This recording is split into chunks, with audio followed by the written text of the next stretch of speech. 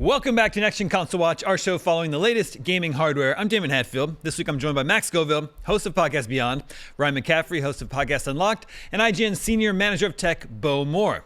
And NVIDIA has cooked up some controversy this week. It has introduced DLSS 5, a new iteration of the company's gaming AI suite that it is describing as the GPT moment for graphics. NVIDIA showed off the new technology in a new trailer that shows it running in Resident Evil Requiem, Hogwarts Legacy, and EA Sports FC, and it definitely makes a difference, making it look like the frame was run through some kind of AI filter. That's what it looks like. I mean, Grace from Resident Evil looks like a completely different person. People definitely have feelings about this. In our news article on the announcement, we embedded a poll asking readers what they thought of DLSS 5, and 79% said it was AI slop.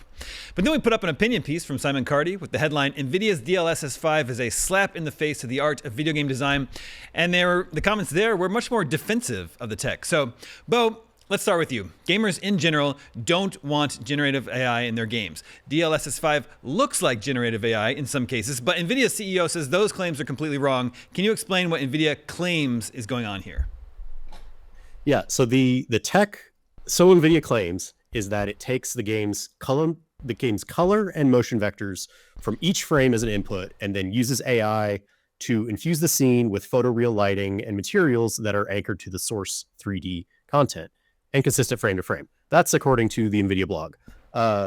What that means, at least my translation of that, is that it's not adding anything on top of it. It's just taking the data that is existing there, the character models, the scene models, everything that the developer and the designer, the technical designers of these scenes, everything that they originally intended to be there, and then just using that data to infer what photoreal lighting would look like with that data.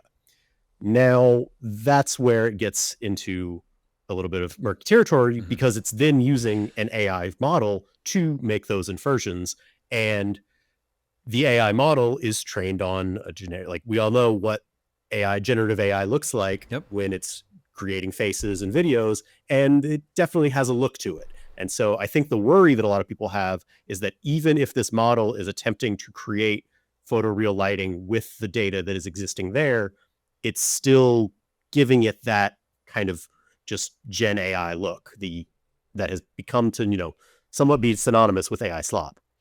Exactly. So my question is, I mean, if you're using AI to give a game more realistic lighting, I don't necessarily have a problem with that on that level, but I don't understand why giving Grace more realistic lighting would also give her a completely different face.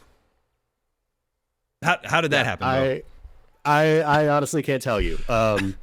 It's, it could be that the model underneath, there was one article that I read that said, like, basically from a technical design standpoint, you could say that maybe Capcom's technical designers wanted her to look like that, but then they're also limited by the technical budget of the scene, and they can only generate so much. And so what then got put out, what was, the somewhat flattened look, someone could argue that is what we got is what they were limited by, and that this is now the true representation of what they wanted it to be. You could argue that, but we don't really know if that's the case. That is, though, the thing that NVIDIA is saying, is that at the end of the day, this is a tool that developers can use. It's not something that you can just slap on top of the game. Basically, it's not a mod. It's not a mod where you're going in without the developer's permission or consent and swapping textures or changing lighting. Like, you can do that yourself, but that's only affecting you.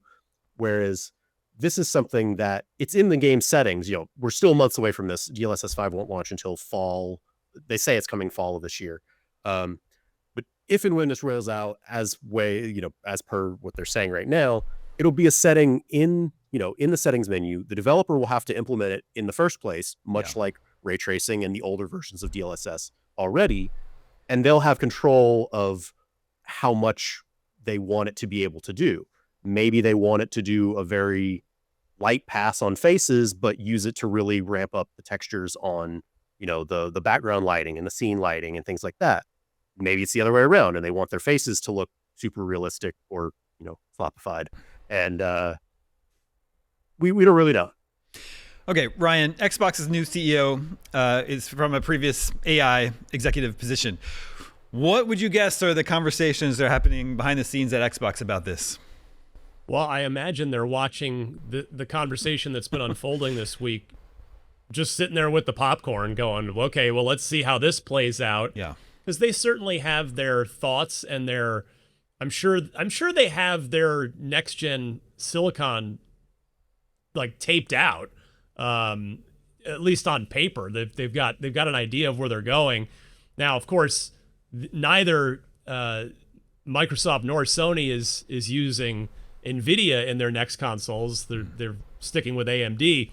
So who's to say if we'll end up with something similar or not? But yeah, I mean, this is a good learning opportunity for Asha Sharma, certainly, who's spent her first few weeks on the job saying, hey, I'm learning a lot here about how to best take the Xbox business to where I think it needs to go. And so, yeah, I expect she's watching this very closely to sort of get an understanding of how, not just how, potential customers, gamers feel about it, but how developers feel about it too. And certainly where NVIDIA's coming from. And we're not privy to their conversations with AMD about what AMD's planning with their next gen silicon. But yeah, this is one where I'm sure Microsoft and probably Sony as well are happy to sit back and let NVIDIA kind of be the tip of the spear on this, for better or for worse. It's funny in their announcement trailer. I think personally the Resident Evil and Hogwarts Legacy examples look really bad, but funnily enough, I think the Starfield characters actually do look improved from with DLSS 5. So Max, what was your reaction to all of this? Not crazy about it. The big thing that they keep saying is that it's gonna be a tool that developers will have access to. It didn't sound to me like the developers were particularly involved with this. We did get statements from a handful of people from Capcom and Bethesda, and it was, I feel like, people at an executive level who may have had the keys to these things or been like, yeah, NVIDIA, go nuts. But it just doesn't, again, maybe this is what the artists envisioned from day one, but it also just doesn't, it doesn't, it looks like slop. I mean, whether or not it is technically is irrelevant, because we're literally supposed to be taking this at face value. These are faces. We're supposed to look at them and, pass judgment based on what we see. Whatever's going on under the hood is obviously very advanced, very high tech. And I think that's the thing that NVIDIA is doing, is they're trying to show us some sizzle. Like, this is a tech demo. Tech demos have always been really cool and really high tech. But I think the thing that they did wrong here was by showing it used on something that we're familiar with. I feel like there's a version of this where they're showing off the technology, I don't know, using some proprietary in-house animation they prepared so we can see it before and after. You look at, the Unreal Tech demos. They rarely use actual games in action. They'll do sort of proof of concept stuff. We'll see, here's what a Witcher 4-like game could look like, courtesy of CD Projekt Red. It's not actually The Witcher 4. They also don't take an existing game and just throw a bunch of stuff on top of it and go, look what we did to it. It's usually kind of a little demonstration in a bottle. In this case, it's taking existing games people are familiar with and just making them look unfamiliar, which is the whole. It's kind of a new kind of uncanny valley where, we've seen this for so long with CG models where they don't quite look like people. And in this case, we've kind of got accustomed to that, and now they look too much like people to the point where we're like, this is icky. This is not the kind of artificial person I want in my video games. I want something a little bit more, conventional, I suppose. The funny thing about all this is that Sony dropped the same week a demonstration of their own tech over on the PlayStation blog. Mark Cerny put up this whole thing talking about new PSSR features the PS5 Pro can do, which is ostensibly the same basic idea. It is using AI to upscale stuff and make things look better. But in their case, I feel like the changes are so nuanced and so detailed that it's not really much to get excited about. Yeah. Comparatively, NVIDIA's stuff is, we're all up in arms about it. I think they maybe pushed it too far, and it's, they put the slider at the far end, whereas the stuff that, Mark Cerny's showing off, and it's, demonstrated with like Silent Hill F, Dragon Age Veilguard, it's kind of feels like one of those what's wrong with this picture images where there's slight differences between the two of them and you have to like squint to really figure it out. Conversely, like I feel like it's I don't know. They with the Nvidia stuff, it's like they tried to pull like a end of the Breakfast Club makeover where they're like, look, they're pretty now, and it's like maybe I don't know. Maybe Leon Kennedy was pretty enough as is. I think he was. He was. Thank you. Ryan, in their demonstration trailer here, they're showing a lot of inanimate objects. I don't know about you, but I would like to see how this affects something like Forza, right? Yeah, it's the more the conversation goes on in the community this week, the more I just kind of wonder, like, where's the line? And I wonder if just the line is not something that everybody's going to come to the same decision and agreement on. Because, like, I'm thinking back to when RTX, when ray tracing first came in, and what I guess, Bo, was that the 40 series cards? Was that a generation ago, maybe? Yeah, ray tracing has been in some form for a couple generations now. I want to say it debuted on 30 series. Okay. And I'm thinking back specifically to when they would show those demos of really old games like Quake 1 or Quake 2, get it with RTX on, or I think maybe Portal might have been one of those tech demos as well, and we've actually seen some of that stuff implemented into those older games where it just, you add the ray tracing to it and it's like, whoa, this like completely transforms, I think most of us would agree, for the better, the look of those older games. But now I just feel like the difference is the AI piece, because like, Bo, if I'm interpreting your interpretation from the top of this show correctly, it sounds like how DLSS 5 works is it's basically the AI is interpreting the developer's scene assets, and it is the AI's interpretation, which to me would seem like a pretty clear definition of generative AI. And that's, I think, maybe where it's just not going to be something that we're ever all going to agree on. I don't really want to see, I mean, AI is going to continue to get better, but I still want to see humans making the art on my screen, not an AI, no matter how good it gets.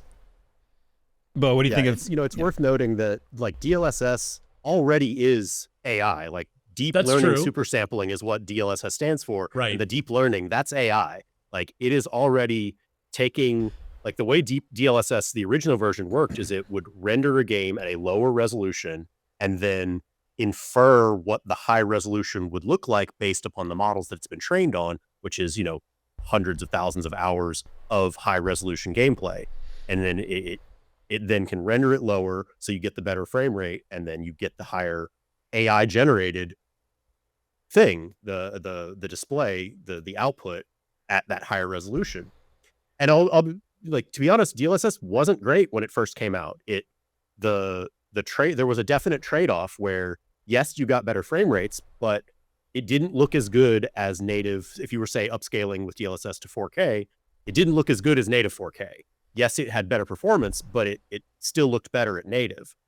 But as the tech evolved over time, it got to the point where DLSS not only looked as good, it sometimes even looked better than native, because I don't know. I'm not a graphics, AI specialist.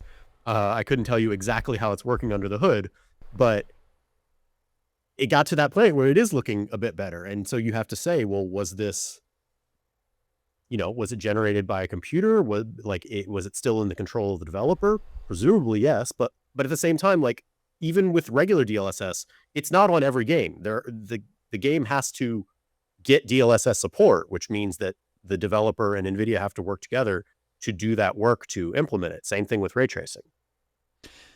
So, Bo, this trailer that we're looking at here, they're not showing us gameplay. They're just showing characters standing still, looking at the camera. So, imagine it's going to be a little bit different scenario when this is implemented to gameplay. They say it's coming later this year. What have they said? What the minimum requirements are going to be for using DLSS 5? They have not yet, but I can tell you that the demo that was shown this week at NVIDIA's GTC conference, it was running on 2 RTX 5090s. It was one GPU running the game at max settings, 4K, everything, and then a separate GPU running just the DLSS 5 model doing all of this AI interpretation and real-time lighting, etc. They say that the goal is obviously to get it running on, and they say that in their labs they do have it running on a single GPU, presumably a single RTX 5090, but that the goal is to optimize it over time to get it running on a consumer grade GPU. My guess would be that when it launches later this year, assuming they hit that fall 2026 target, it will be pretty much limited to only the 5090, maybe the 5080. I would not expect it to be usable on any lower GPUs, at least not at 4K. Maybe there's some world where you can, same thing with ray tracing. It's a lot easier to run ray tracing at 1080p than it is at 4K. So, you can start making trade-offs in terms of what you're trying to, what settings you're using to get to the maximum, the best image quality that you can get. Okay. That said, then the following, basically, I'm like I said, limited to the 5080, 5090 at launch, but then presumably next year, 2027, will be the RTX 60 series. And then that's where I would say, they probably would be looking to bring it to the lower tier cards, like the 60, 70, 60, 60, or assuming that those will be what the names are. Okay, so this demonstration is released. There's an immediate backlash, people calling it AI slop. And then the NVIDIA CEO, Jensen Huang, does an interview where he says people are absolutely wrong. And then there's also a backlash to that, where it seems like a scenario where a CEO is telling his customers that they're wrong.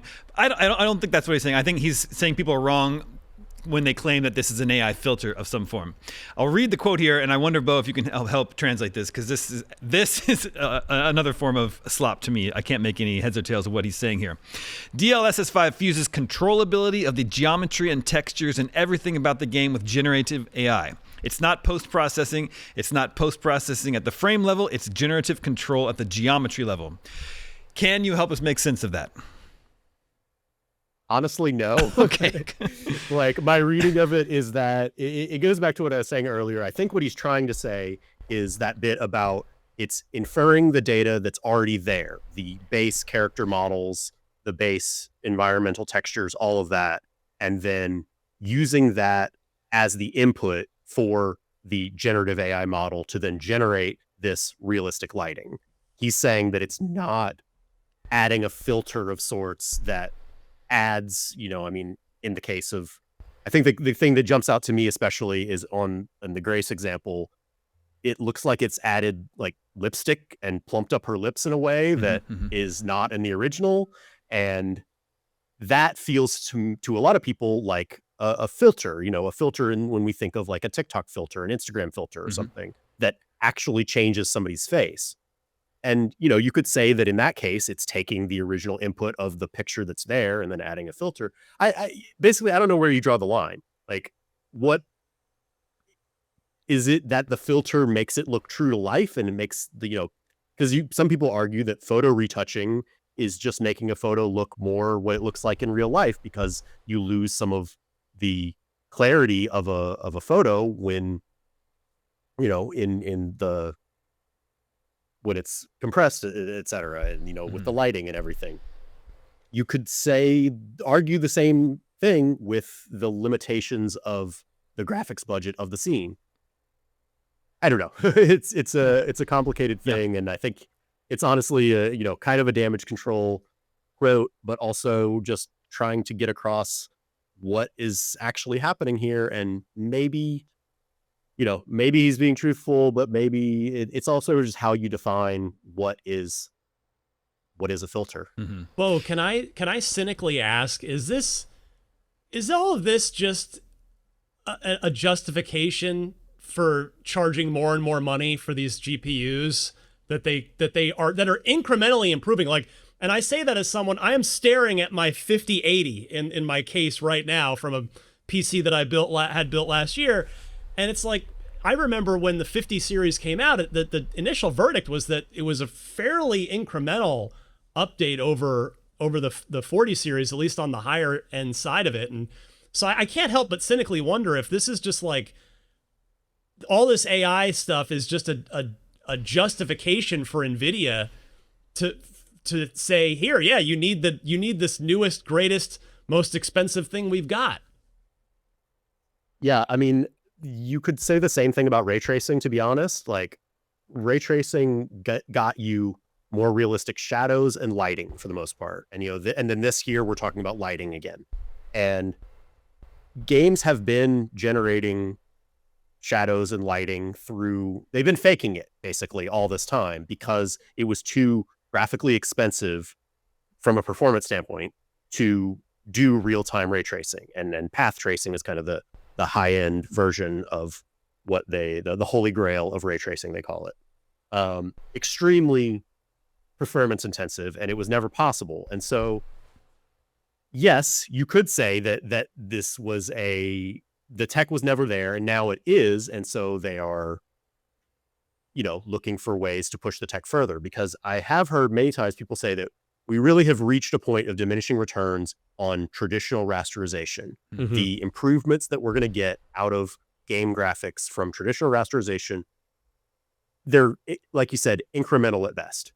Whereas the ways that you can get improved performance, at least this is what I've heard from my NVIDIA contacts whenever we talk about this, is through the AI features, basically. The super sampling from DLSS, the frame generation that they have with DLSS 4, now multi-frame generation. Again, like frame generation is the same sort of thing. It's inferring it's injecting frames into the render queue that were not generated by the graphics card originally. They were made up out of thin air using the frame before it and the frame after it to infer what the frame in between should look like. And when it first started, it was a little choppy, and it was, there was some problems. It's still not perfect, but every additional iteration of DLSS that NVIDIA has put out, it gets a little bit better. Like I said earlier about, the original version of DLSS, it's gotten way better. And so, again, this is probably, we are seeing sort of the worst version of this. Mm-hmm. And there probably will be a point in the future. And again, this goes back to what Max was saying about it's a lot more stark when we're seeing it on something that we're used to. Whereas if this was a game, demos that we'd never seen before, we probably would just say, wow, that looks great. As long as it doesn't continually look like that very specific Gen AI filter face that I think is what is also rubbing a lot of people the wrong way. Yeah, it's very recognizable. Here where I live in LA, I've started to see billboards along the 405 where the art is AI generated. It's very easy to tell. It's a very distinct look. That's what Grace looks like in this example. So I wonder, we're in a situation where video game faces on their own are already looking pretty good these days, and the promise of DLSS 5 is it could just push them over the edge to actual literal photorealism. But I wonder what this means for the artists that are creating video game faces, because presumably they're already, they're trying the best to make them look as good as possible. Now, I don't know, Max, can they half-ass it and say, it's fine, DLSS 5 will take care of this? That's what I'm kind of curious about, because it's, again, I'm not crazy about this tech and how it's being demoed right here, but if it's something that makes games look more impressive with the artists having to not work as hard and fine-tuning it, like if it's less of a figuring out hardware budgets and more about spending time on developing the game itself, that's kind of cool, but right now it basically feels like I think The Verge put up a story saying it's like True Motion on a flat screen TV, that thing your parents have turned on, you got to shut off at Thanksgiving. It feels like that. And there are no filmmakers I can think of, with the exception of maybe James Cameron or Peter Jackson with that weird high frame rate Hobbit, being like, movies should look like this. And in this case, like, this is NVIDIA showcasing their tech. They're being like, hey, look what we can do. They're not, I think when a game comes along that is properly utilizing this, it'll look a lot more natural because artists are doing what they do with it. But I mean, again, remains to be seen. I'll believe it when I see it. And yeah, I don't know. I don't think anyone wants pure realism. Like, there's that. It's again, it's fantasy, it's video games, it's escapism. There's going to be that, some kind of urge to have things more realistic. But at the end of the day, the whole reason we're doing this is because it's more fun than reality. It's an escape. Well, Ryan, do you think the prospect of actual photorealism in games would change the way we feel about hyper-violent games, games where you're enacting violence on other human beings? That's a good question. I mean, I'm old enough, as you are, Damon, to remember back to when the digitized characters in Mortal Kombat 1 caused a massive uproar amongst parents and politicians. But we moved forward, and Mortal Kombat's still thriving 30-something years later. Yeah. So, yeah, I guess it'll just be, that seems like it'll come down to each individual artist's tastes in that respect when they're figuring out what their game is, what their art's going to look like. But I hate to give you kind of a non-answer, but I guess it's kind of have to wait and see on that when that actually becomes a reality. Wait and see is probably what we have to do on this whole DLSS 5 situation, which is, as of right now, promised to come later this year. We shall see how it ends up panning out and how games actually look when you're actually playing them and using the tech. We have a poll for you to vote on for this episode. We've talked about Starfield earlier. Starfield's finally coming to PS5, and we want to know, are you going to play it on PS5? Either yes, you've been waiting for this port, or you already played it on Xbox, or maybe you're just not interested.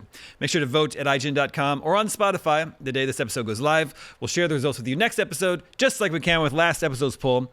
We wanted to know, with all these the first details of the next Xbox being revealed, are you looking likely to buy? Are you interested? And now 55% said no, they're going to stick with either PlayStation or Nintendo or PC. But Ryan, 24% said they want to know games and price, and then 21% said yes, they are interested. So almost half are at least in the yes, interested or potential customer zone. And I would think Microsoft, that would be encouraging for Microsoft. What do you think? Absolutely, yeah. For at this, we are at step one of this in terms of Microsoft actually confirming, announcing anything specific. So it's step one for that level of open-mindedness, if you will. I think that's a good start, and it'll be up to Microsoft to properly clearly message what the strengths of this thing are going to be as it gets closer, whether it ends up coming out next fall or maybe 2028. But yeah, I'm eager to see where it goes, because it's at the very least, it's going to be something. It'll be a console unlike any we've ever seen before, and that in and of itself is interesting. All right, it's time for a brand new month of gaming. Jump into the Humble March Choice Bundle and score an amazing lineup of titles. Right now you can grab Tempest Rising, Chants of Sonar, Sworn, Etrian Odyssey 3 HD, Bread and Fred, 0 Hour, Small Land, Survive the Wild, and Hard West 2. This all supports the Malala Fund, an organization working to a world where every girl can learn and lead by breaking down the barriers that hold back the more than 130 million girls out of school today. Head to humblebundle.com through April 7th to start playing now. And that's our show. Thank you to Bo, Max, and Ryan. Thank you to everyone working behind the scenes to make this show possible. My name is Damon. We'll be back next week with more on the latest gaming hardware. We'll see you then.